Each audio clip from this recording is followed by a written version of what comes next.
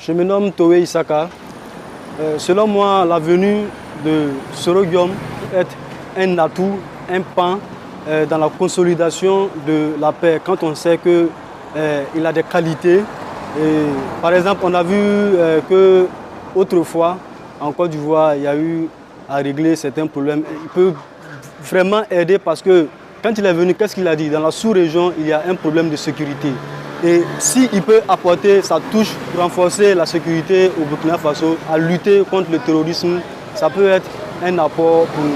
Je suis Seyni Yamiogo. Par rapport à la venue de l'ancien Premier ministre ivoirien, Soro Guillaume au Burkina Faso, je pense que ça ne devrait pas être au regard donc de la situation que vit le Burkina Faso.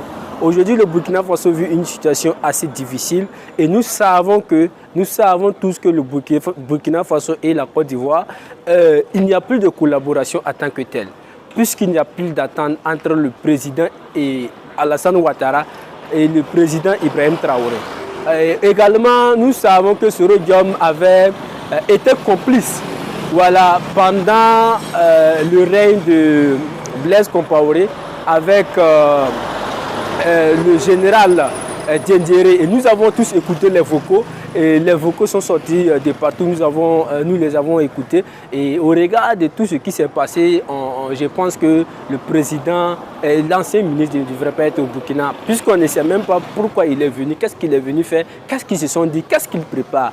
Voilà, et tout ça là, on n'est pas d'accord, il ne devrait pas être là. Moi c'est Eugène Kam et en ce qui concerne en tout cas mon avis et pour la venue de Guillaume Soro au Burkina Faso, je dirais que c'était prévisible dans le sens que actuellement le Burkina Faso n'entretient pas des relations en tout cas très cordiales avec la Côte d'Ivoire. Et si je dis Burkina Faso, je vais prendre aussi l'AES qui compose la Guinée, le Mali également, actuellement qui montre un autre visage au fait de leur histoire, en mettant en tout cas les Français hors de leur territoire et en mettant aussi leur diplomatie aussi et en veille en ce qui concerne la France. Donc pour moi c'était un peu prévisible qu'il fasse le tour de ces trois pays qui sont devenus maintenant ses amis parce que lui aussi il est devenu ennemi du président en face de lui, Alassane Ouattara. Mais ce qui est le problème à mon avis, ce qui est le bémol, c'est que autrefois, on parlait de Guillaume Soro en ce qui concerne le Burkina Faso, l'histoire du Burkina Faso, avec des appels téléphoniques qu'on en a vu où il souhaitait mettre le Burkina Faso à feu et à sang.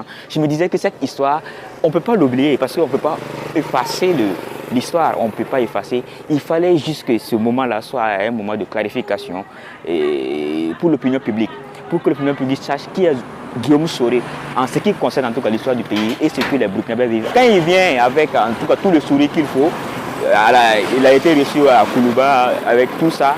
Mais je me dis qu'il y a un problème parce que ça reste les gens un peu perplexes parce que les gens se disent qu'est-ce que le gouvernement prépare, qu'est-ce que le gouvernement veut faire avec quelqu'un qui voulait mettre notre pays à feu et à sang, même si c'était des appels téléphoniques, les intentions étaient bien là. Donc bon, je me dis que ça ne devait pas se faire dans ces règles-là.